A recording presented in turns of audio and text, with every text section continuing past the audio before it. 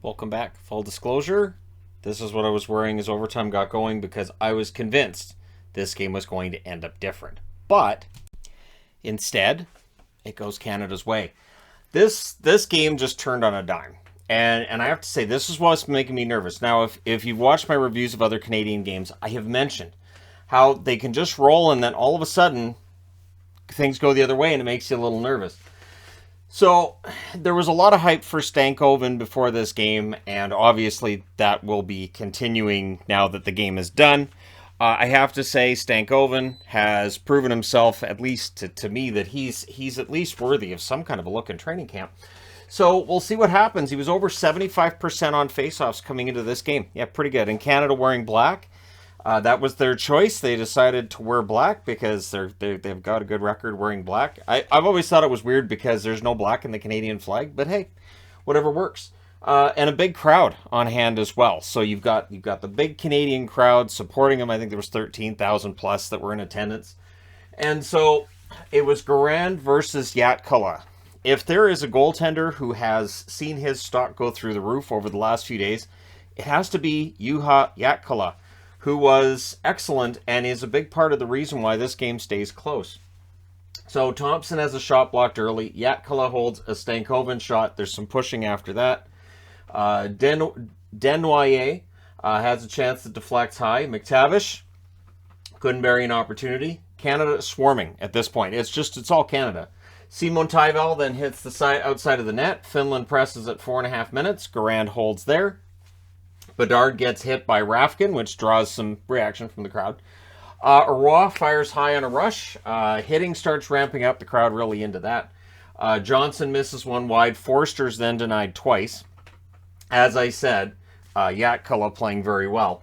Strong forechecking by Stankoven. McTavish then has a rush chance that's held. Thompson fires one wide. The Finns clear it out. But then on a rebound, Roy opens the scoring.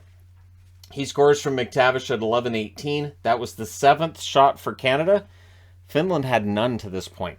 Finland wasn't getting zone time. They weren't getting shots on net. It just wasn't happening. Yeah, no, Canada was in control of this game.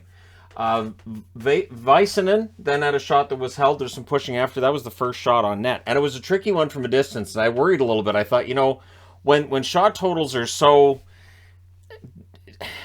different like this, when it's like 28-5 and you're cheering for the team that's got the 28, you get a little nervous about that 6th shot, don't you? So Roy gets denied. Yatkala holds after that. Thompson has a shot that deflects wide as Canada presses. Finland presses back with 6.5 minutes left. Kemmel loses a blade. Canada presses after that. I don't think that every Canadian on the ice realized that Kemmel had lost a blade. Kemmel also didn't waste time getting over to the boards. Clearly knew how to handle that. Niemela has a shot that's saved. I thought Niemela had a very good game. Ostapchuk fires one wide on a rush. Ratu then had a chance that was held. There's more pushing there. Finland presses. We're down to 2 minutes left. Niemela has a shot kicked aside. The shots are evening up. But the slot shots through 2 periods, so the more dangerous shots, are 7-1 in favor of Canada. The overall shots, 10-9 in favor of Canada. But those dangerous shots proving that Yatkala is the reason this is 1-0. Second period, early, 41 seconds in, on a rush, Dufour scores from Zellweger and McTavish. So a couple of Ducks assisting on a goal by a prospect to the Islanders. And yeah, Finland calls a timeout. So this is that moment you think where, hey, maybe this is going to start to turn. Maybe Canada's going to run them out of the rink, right? Well, Canada gets a power play at 2:07. They were 8 for 14 in this tournament. They would not maintain a plus 50% power play in this tournament. Johnson couldn't bury one. Puck gets out of the zone. Johnson then whiffs on his next opportunity. Team cycles. Yermo clears it out. Power play's killed off. 3 shots for Canada on that power play. Finns press at 5 minutes. Garand holds. Hirvonen fires wide 2-on-1. Johnson's denied on a rush. Stankoven then had a shot that was saved. Vero has a shot blocked. The Finns press again. Garand holds. At 9:03, Bedard draws a power play for Canada. Now, I've seen complaining about the power plays already. I didn't see any of the power plays Canada got that weren't legit penalties on Finland. And this is something we've talked about with NHL games. We've had whole videos I've done on how referees evening up calls. It's one of those things that should it happen, should it not? And that's That's a debate that definitely will be coming out in the comment section underneath this video. So, Bedard gets that power play. McTavish has a net drive that won't go. There's a near miss for him then as they cycle. And that was the thing with this power play. It drove me nuts how much they were passing around. But at the same time, Finland's penalty kill wasn't giving them much to do. There wasn't much to look at. Bedard tips one wide. Johnson and Bedard both with the near misses. Puck nearly goes in off Jatkala after the power play ends. Canada goes back to the power play because Rafkin sees the puck on the back of the net, grabs the puck, and drops it. You can't close your hand on the puck. So they go right back to the power play. It's a legit penalty, and it's just one of those things where, and I get it, right? You're a defenseman. The puck looks like it's going to go in. The Canadians are all around the net. Grab it, drop it. Yeah, so that's a power play. Puck almost went in, but it didn't. Bedard then has a shot that's held. Dangerous power play. Jatkala is the difference in this one. The power play's killed off. 2 shots allowed. The Finns then press with 5.5 minutes left. Back-to-back icings by Canada. This is something I talked about in a Czech game the other day. Just the icing after icing, it can come back to haunt you. It does later on. Rafkin has a shot that's held, so Canada can change. Garand realizing that the defenders are tired, so he holds the puck so they can get a change in. 4:20 left. Canada gets a power play on a high stick. And it's interesting because you could see the player who got high sticked checking for blood and trying to see if a tooth is loose. The referee's not even paying any attention. He's like, yeah, 2 minutes. I wish the NHL was like this. I have talked about this before. Blood is not the only sign of an injury, and yet it seems to be the only time you see 4 for a high stick. Is he bleeding? Is he not? And I don't think that's a measure of injury. You can get really badly injured and not bleed at all. I don't believe you're hurt. Just go ahead and put your leg back in place. So overpassing, puck gets out. Johnson's denied. McTavish has a blast that's held. Mata then with a rush that ends it. There were 2 shots on that power play for Canada. Their power play's all out of sorts. And what we're ending up with is that this is a Canadian team that just was go, go, go, go, go. And the announcers mentioned in between periods, by the end of the second period, Canada looked kind of gassed. So the Finns are due for a power play. There's a press by the Finns with a minute left. McTavish then has a rush that draws the 5th power play for Canada with 46 seconds left. It could have been a penalty shot. They don't award a penalty shot. There's also a penalty on Canada in the third that could have been a penalty shot, was not awarded a penalty shot. The slot shots through 2 periods are 19-3 for Canada. So the overall shots are 19-13 every Canadian shot. That can't be right because we did not have all of the Canadian. The number they gave me had to be wrong. That had to be wrong. It had to be like 16-3. They must have just got it wrong because there wasn't 10 slot shots in the first period. Unless somebody's messing around with the graphs. Don't mess around with graphs. It's mean. So it's 2-0 Canada through 2. And they were in control. But they're only up by 2. And this is one of those nerve-wracking things. Where it's like, okay, they're up 2-0. But it's Finland. We know what Finland can do. We know how Finland plays when they're the underdog. Spoiler alert, they play really well as the underdog. Johnson has a shot saved early in the third. Dufour then had a shot that was held. And that ends the rest of that power play that sprawled between the second and third period. 4 shots altogether between that second period, third period power play. Thompson has a shot then that's held. The Finns' top line presses at 2 minutes, and you could see that momentum starting. Ratu has a shot that's held by Garand. Mata then has a shot held as the Finns have some momentum. And I'll say this too. This was Garand's toughest stretch of the tournament. Absolutely. Niemela and Hervinen are denied. Canada clears it out, but eventually, after an icing by Canada, Finland wins the faceoff, and they score. It's Himo Salmi from Viro and Manpa at 4:09. It's 2-1. And Finland has the momentum. They're faster to pucks. They're working really well along the boards. Their forechecks on point. Canada's getting pinned down. So Kemmel has a rush chance that's saved, and you could see, I've got right here, Canada in trouble. Because now that momentum is there. The Finns have the confidence and the momentum. Helenius is robbed. All Finland at this point. Forrester is denied as Canada tries to push back. Järventi then fires one high on a rush. Simon Taival is denied. Cooley ices it. Canada's really out of sorts. And then it's Kemmel. Kemmel ties it. That's why I was wearing the Nashville hat going into overtime, because I felt like Joakim Kemmel had a very good tournament. And to me, he's player of the game. I didn't see the announcement of the players of the game.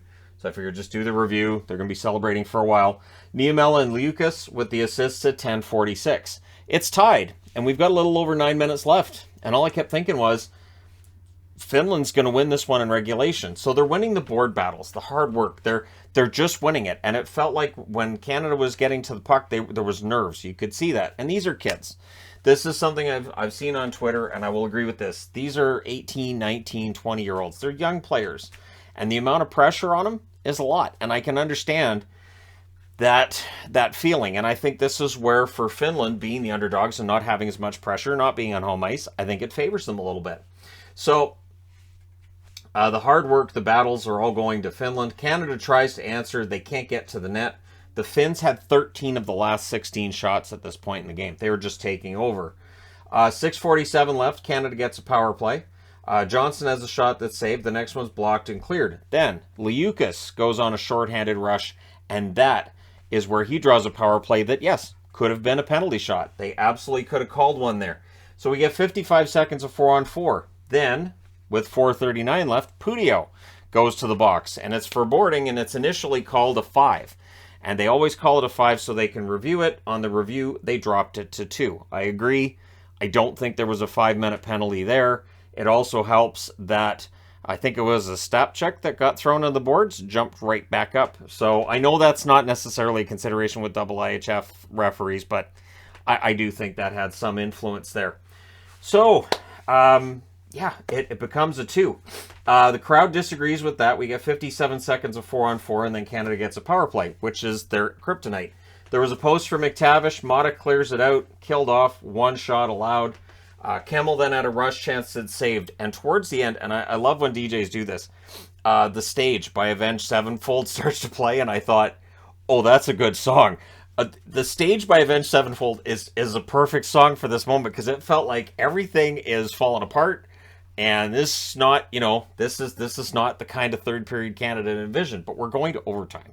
And it's 3-on-3. There's no more shootouts. That's all gone. So I felt like, 3-on-3 should favor Canada. I think man for man, they're the more talented squad. But Finland was working really hard. Finland was winning the board battles. Finland was better at getting to the puck in the third period. So this was, to me, still Finland's game to lose. The Finns also had 3 golden goals coming into this, Canada with 1. That means getting the overtime winner for the gold medal.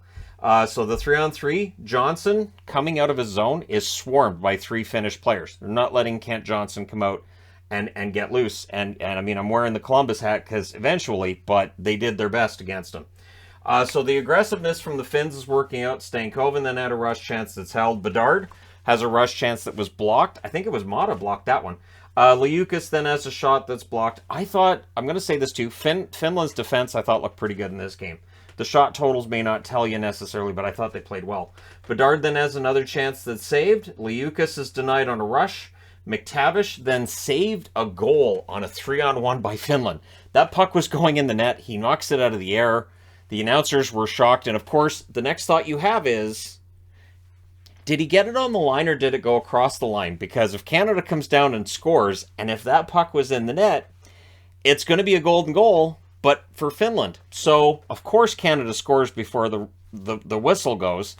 So they can't review whether or not that puck crossed the line until Canada gets a goal. And it's Kent Johnson that scores from Stankoven at 3:20. And it was beautiful play by Stankoven to set this up. And then Johnson just outweights Jatkala. Jatkala goes down as any goaltender would in that situation, and he goes around him. So the review shows that McTavish saved the goal. He did not stick it down after the puck had crossed the line.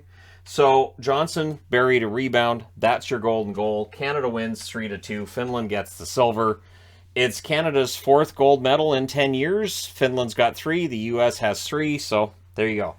The shots in this one, 10-9 Canada in the first, 9-4 Canada in the second, and then 17-10 Finland in the third.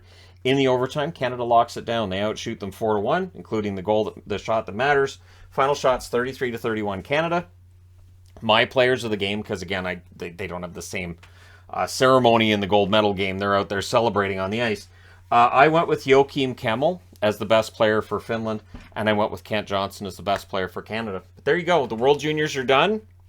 The next games I will be reviewing will be preseason NHL games, which are about a month away. That's it. We're about a month away from preseason games, which means we're a couple of weeks away from training camp. So this tournament fit nicely into the summer, and it's kind of, it's definitely making me feel more geared towards the reviews that I'll be doing in a month's time. It was a fun tournament. It was a lot of fun to cover. I hope you guys enjoyed it. I do wish that I had time to devote to the World Juniors in December, but they take place while the NHL is going on at the same time. And so this is one of those rare opportunities for me to watch the whole thing. I'm going to say McTavish, who was 1 point away from a Canadian record for points in the World Juniors, he's playing for the Ducks this year. He looked absolutely fantastic. I think Kent Johnson looked really good. I think Columbus is really going to like him. And this goaltender, Jatkala, if he can play like this regularly, he's going places. But we'll see, right? That's the wonder of the World Juniors. There are players who've had long NHL careers that did not have a good World Juniors, maybe got cut. And then there are players who are great at the World Juniors that don't go on to have really good NHL careers. And that's one of the things with the World Juniors. It's fun to watch, it's fun to make predictions, and then see which ones come true. Let me know your thoughts in the comment section below as always. Don't forget to hit like and subscribe. If you're browsing your way through, you just happened upon this video. Thank you guys so much for those of you who watched all my reviews during the World Juniors. Great, and I can't wait to start reviewing NHL games again soon. Boards are all set. The boards have been set since about a week after the Stanley Cup was awarded. So it pays to be prepared. All right, thank you guys again for all your support. I will talk to you soon.